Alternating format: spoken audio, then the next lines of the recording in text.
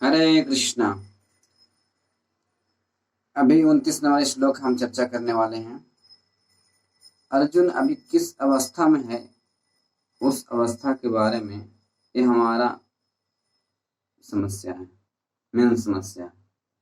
तो 29वां श्लोक इस प्रकार है। विपत्तुश्च शरीरे में रोमहर्षश्च जायते गांडीवं सहस्त्रं सत्ता तक्तो च प्रदेयते। अनुवाद इस प्रकार है। मेरा सारा शरीर कांप रहा है, मेरा रोंगटे खड़े हो रहे हैं, मेरा गांडीव धनुष मेरे हाथ से सरक रहा है और मेरी त्वचा जल रही है। अब यहाँ से प्रभुपाद जी अनुवाद थोड़ा सा पढ़ देता हूँ। शरीर में 2 प्रकार के कंपन होता है और रोंगटे भी 2 प्रकार के खड़े होते हैं। ऐसा या तो आध्यात्मिक परमानंद के समय या भौतिक परिस्थिति में अत्यधिक भय उत्पन्न होने पर होता है। तो यहाँ पर अर्जुन विपत्तुश्च शरीरे में, उनका शरीर कांप रहा है। विपत्तुश्च शरीर रोमहर्ष जायते, और रोम सारे खड़े हो रहे हैं, शरीर कांप रहे हैं। अब उस समय उनका कैसा स्थिति होता होगा अर्जुन को आप फीलिंग कर सकते हैं कि सारे जिनको अपने लाड प्यार से जिन लोगों ने उनको पाला था और उनको ही मारने के लिए अभी आज्ञा दी जा रही है। और कौन आज्ञा दे रहे हैं? भगवान श्री कृष्ण। अभी तो आज्ञा नहीं दे रहे हैं, मतलब एक आगे श्लोक में हम पढ़ेंगे, भगवत गीता में से शुरुआत में से पढ़ेंगे कि युद्ध करने के लिए आए थे अर्जुन। लेकिन अभी स्थिति कैसी है? उनका मुख सूख रहा है, शरीर में कंपन हो रहे हैं और रोंगटे खड़े हो रहे हैं और कुछ नहीं बोल पा रहे हैं, सिर्फ बोल रहे हैं कि हे कृष्णा मैं ये नहीं कर पाऊंगा। और तो प्रभुपाद जी बताते हैं इसमें कि 2 प्रकार का ऐसा होता है। एक तो शरीर परमानंद, आध्यात्मिक परमानंद के कारण ऐसा होता है, और दूसरा और भौतिक भय के कारण होते हैं ऐसा।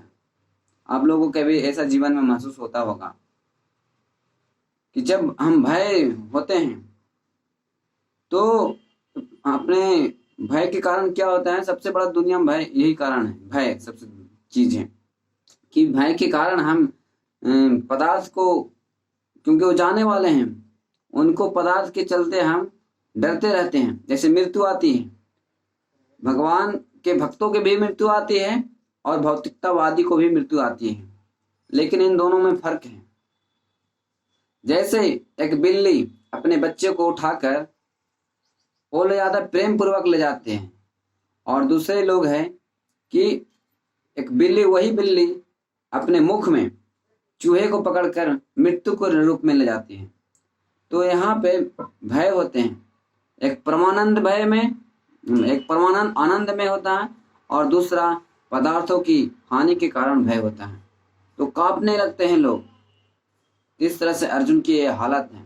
हमारा भी हालत यही होती है कि हमारे परिजन चले जाएंगे, मेरा घर संपत्ति सब सारे खत्म हो जाएंगे, मैं क्या करूंगा, ये मतलब ऐसा पूरे शोक संतप्त में डूबे रहते हैं संसार में। आज कलयुग में यही हाल है। शास्त्र में बताया गया है, कलो दोषो निधे राजन अस्ति एको महान गुना। कलयुग में दोषों का सागर है और सारे लोगों को मंद सुमंद मतेयोर गति, सारे उन लोगों को क्या है, मंद है, बुद्धिमंद है, आयु कम है और सारे दिग्भ्रमित हो चुके हैं। तो हमारा मेन समस्या है कि भगवान के कृष्ण की भक्ति करके हम इस फिर से अपनी स्मृति को ला सकते हैं, हमारा स्थिति अपने को बना सकते हैं। जैसे ने अर्जुन ने भगवत गीता सुनने के बाद खुद बोलते हैं, नष्टम रोह स्मृतिम लब्धा त्वत्प्रसादन में अच्युता। बताते हैं कि मेरा नष्ट मोह दूर हो गया। किसके कारण? त्वच्युता मया प्रसादन, आपके प्रसाद से, आपकी कृपा से मेरा मोह दूर चला गया। तो ये स्थिति हमारे संसार में, यही स्थिति हमारे जीवों की स्थिति है। हम लोग भगवान के भूलने के कारण हम अलग अलग पदार्थों में आसक्ति बनाए रखे हैं, परिवार में आसक्ति बनी है, संपत्ति में आसक्ति बनी है, ये भय बनी हुई है हमेशा। और आपका नहीं, सारे संसार में यही है। 99% इसका रिजल्ट यही है कि लोग आज भय के कारण आए मरने से बचना चाहते हैं। लेकिन ये सत्य है, आपकी मृत्यु आएगी। लेकिन भक्त लोग मृत्यु से भी डर नहीं करते हैं। एक बार हमारे भगवान के भक्त हैं ध्रुव महाराज, जब मृत्यु उनके पास आए थे ले जाने के लिए, तो महाराज ध्रुव महाराज जी बोले कि आप आए हो तो ले जाओ मुझे। लेकिन भगवान के भक्त इतना निडर होते हैं कि मृत्यु को भी उनके सिर पर पैर डालकर अपने वायुयान विमान आए थे उस बैकुंठ से, उस पर चढ़ गए और मृत्यु कुछ नहीं कर पाई। तो मृत्यु भी यहाँ पर हम भगवान के भक्त बनने से मृत्यु पर भी विजय प्राप्त कर लेते हैं। तो सिर्फ हमको कलयुग में भगवान का शरण कैसे ले सकते हैं? भगवान के नाम के द्वारा। हरे कृष्णा कृष्ण कृष्ण हरे हरे, हरे राम राम राम हरे हरे।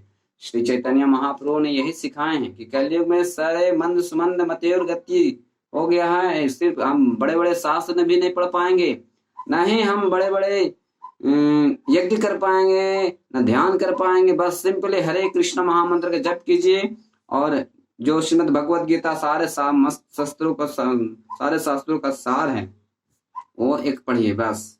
और श्रीमद् भागवतम का एक सच्चा भक्त, जो भगवान श्री कृष्ण का सच्चा भक्त, उनके मुख से सुनेंगे, धीरे धीरे हमारा जो भौतिक शक्ति है वो धीरे धीरे हमारा ग्रंथियां टूटेगी और भगवान के प्रति प्रेम उत्पन्न होगा। तो हम निर्भय होकर भगवान का भक्त, एक भगवान का नाम है अभय।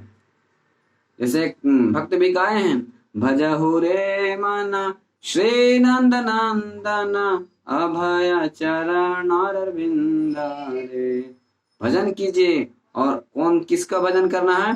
अभय श्री नंद नंदन, नंद बाबा के बेटा पुत्र हैं, उनकी भजन कीजिए, कृष्ण के भजन कीजिए। तो हम सारे भय से अभय हो जाएंगे और इस तरह से हम अपने शाश्वत घर, हम लोग का अपना वैकुंठ धाम वापस चले जाएंगे। ठीक है। हरे कृष्णा कृष्ण कृष्ण हरे हरे, हरे राम राम राम हरे हरे।